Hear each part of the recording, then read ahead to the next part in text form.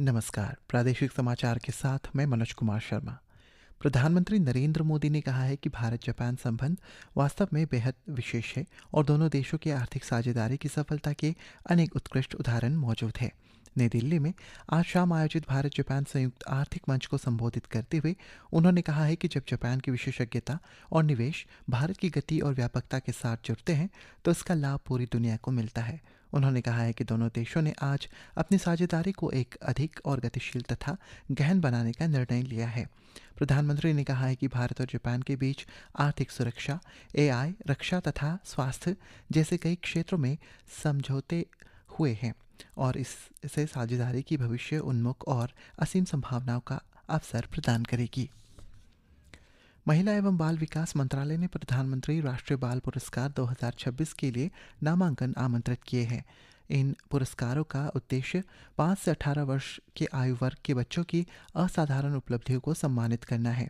आवेदन जमा करने की अंतिम तिथि 31 जुलाई निर्धारित की गई है।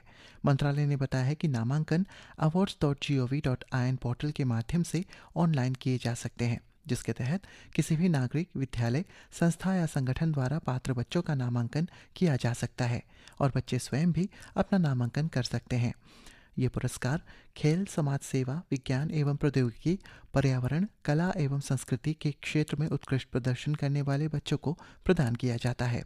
इसके अलावा कठिन परिस्थितियों में असाधारण सहायक का परिचय देने वाले बच्चों को भी ये पुरस्कार दिया जाता है।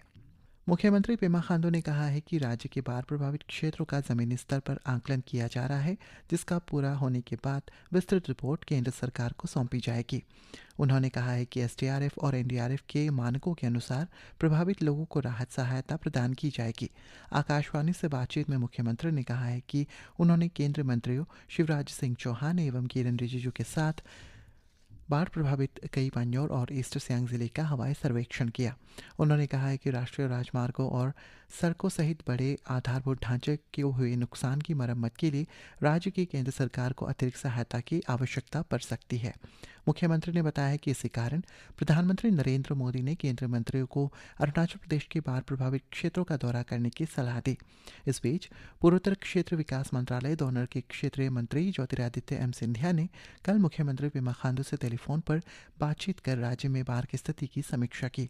उन्होंने बचाव, राहत और पुनर्बहाली कार्यों सहित जमीनी स्थिति की जानकारी ली तथा मंत्रालय की ओर से हर संभव सहायता का आश्वासन दिया।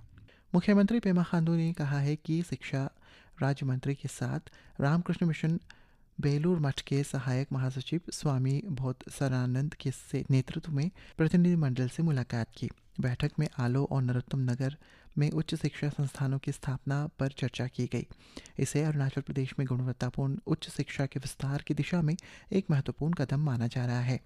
शिक्षा राज्य मंत्री ने सोशल मीडिया पोस्ट में लिखा है कि राज्य में रामकृष्ण मिशन की शिक्षा एवं समाज सेवा की एक गौरवशाली और सम्मानित विरासत रही है तथा प्रस्तावित संस्थानों के शैक्षणिक उत्कृष्टता, मूल्य आधारित शिक्षा और युवाओं में समग्र विकास को बढ़ावा मिलेगा।